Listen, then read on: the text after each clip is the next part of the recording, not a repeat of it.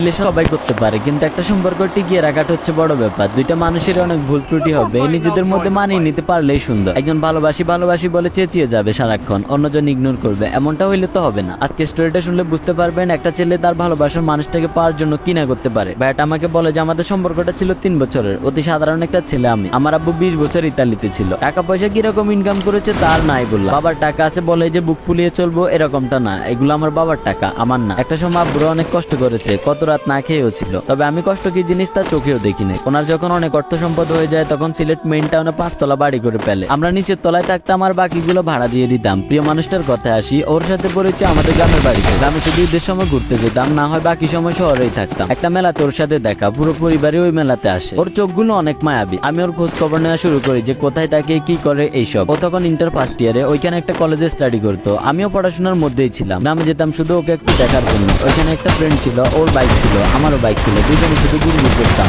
যে মানুষটার কলেজ ছুটির অপেক্ষায় থাকতাম। আমাকে অনেক ইগনোর করতো সে। শহরে কি মেয়ের অভাব আছে নাকি, তাও কেন জানি ওকে ভালো লাগতো। এটাই হয়তো ভালোবাসা, আর কত সহ্য করব। একদিন ওকে দাঁড়ো করিয়ে বলে যে তুমি কি জানো 48 কিলোমিটার পথ পাড়ি দিয়ে তোমার সাথে দেখা করতে আসি, সত্যি অনেক ভালোবাসি তোমাকে। ও বলে যে ভালোবাসি তো সবাই বলতে পারে, কয়দিন আমাকে আগলে রাখবা শুনি। আমি বলি যে সারাটা জীবন পর ওর নাম্বার নিই এবং আমরা রিলেশনে আসি। প্রিয় মানুষটার ফ্যামিলি মধ্যবিত্ত ছিল, এতে আমার কোনো সমস্যা নেই, তবে আমি জানতাম আমার পরিবার মানবে না। ও অনেক কেয়ার করতো আমার। একটা মেয়ে হিসেবে যতটুকু ভালোবাসার দরকার তার চেয়ে বেশি ভালোবাসতো আমায় সে। যে কাজগুলো পছন্দ করতো না ওইগুলো আমি বেশি করে করতাম, ওকে রাগিয়ে তুলতাম, আবার ওই রাগটা আমিই ভাঙাতাম। যে টাকাগুলো ওকে কলেজে যাওয়ার জন্য দিত ওইগুলো থেকে কিছু টাকা বাঁচিয়ে রাখতো আমার জন্য সে। আমি দেখা করতে আসলে হয়তো এদিক ওদিক ওকে বাইকে করে নিয়ে যেতাম, আর ঘোরাঘুরি শেষ হলে আমায় বলতো যে যাওয়ার সময় বাইকে তেল নিয়ে নিও। জোর করে পকেটে ঢুকিয়ে দিত আর বলতো যে বিয়ের পরে যেন সব কটা দিয়ে দিই হিসাব করে। আমরা 2 ভাই ছিলাম, বড় ভাইকে আব্বু দেশের বাইরে সেটেল করে দেয় আর আমাকে দেশের ব্যবসা বাণিজ্য দেখাশোনা করার জন্য রাখতো। 2019 সালের মার্চ মাসের 25 তারিখ আমার লাইফের সবচাইতে খারাপ একটা দিন। প্রিয় মানুষটার কল আসে, আমাকে ফুপিয়ে ফুপিয়ে বলে যে জান আমাকে হঠাৎ করে দেখতে আসছে, ওদের নাকি আমাকে অনেক ভালো লাগছে, কিছু একটা করো প্লিজ। আমি বললাম কেন, তুমি আমার কথা ফ্যামিলিতে বলতে পারবা না? ও বলে যে ওর ফ্যামিলির মানুষ এসব রিলেশন পছন্দ করে না, আর যদি জানতে পারে তাহলে খুব তাড়াতাড়ি অন্য কারোর কাছে ওর বিয়ে দিয়ে দিবে। আমি তখন বলি যে আচ্ছা তুমি চিন্তা করো না, আমি কিছু একটা করতে। আমি আমার আব্বু আম্মুর কাছে ব্যাপারটা শেয়ার করি। আম্মু রাজি ছিল, বাট আব্বু বলে যে উনি রাজি নেই সম্পর্কে, আর আমি যদি আমার প্রিয় মানুষটাকে চয়েস করি তাহলে ফ্যামিলি ছাড়তে হবে এন্ড ওনাকে ওনার সবকিছু বুঝিয়ে দিয়ে ফ্যামিলি থেকে লিভ নিতে হবে। পরে আমি অনেকটা ডিপ্রেশনে চলে যাই যে কেমনে কি করব।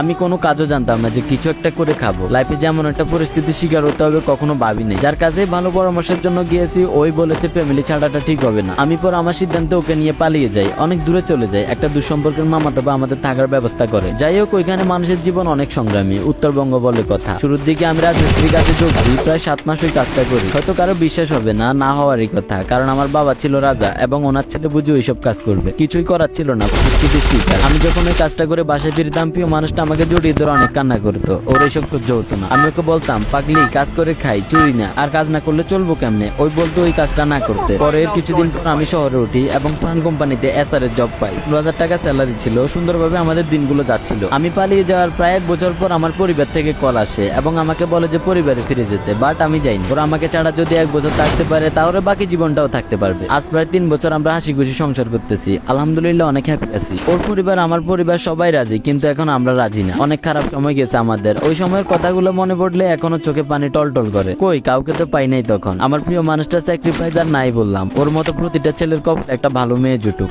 ব্যাটার স্টোরিটা আর অনেক বড় ছিল, আমি সংক্ষেপে শেষ করলাম। টাকা পয়সা মানসিক শান্তির কাছে হেরে যায়, তবে লাইফে 2টা জিনিসই ইম্পর্টেন্ট। খারাপ সময়টা সব সময় থাকে না, রিজিকের মালিক তো আমাদের স্রষ্টা। কিছু জিনিস ওনার উপর ছেড়ে দেওয়াই ভালো, যা হবে তখন ভালোর জন্যই হবে। কোনো ছেলে বাস্তব জীবনে দুর্বল না। প্রিয় মানুষটা যদি একবার বলে যে তুমি ক্যারিয়ারে ফোকাস করো, আমি আছি, যাবো না কোনোদিন তোমায় ছেড়ে, তখন যে কোনো কঠিন কাজকে পানির মতো গ্রহণ করা যায়। সারাদিন কাজ করে আসার পর প্রিয় মানুষটার মুখ দেখাটা অনেক ভাগ্যের ব্যাপার। পৃথিবীর কোনো কাজই ছোট না। আপনি কাজ করতেছেন মানে আপনি একজন সম্মানী ব্যক্তি। বাই দ্য ওয়ে, অনেক কিছু বলা হয়ে গেছে। অনম্যান রায় পেজ এবং ইউটিউব চ্যানেলটা ফলো করবেন ভিডিওটা ভালো লাগলে। ভালো থাকবেন সবাই, আল্লাহ হাফেজ গাইস।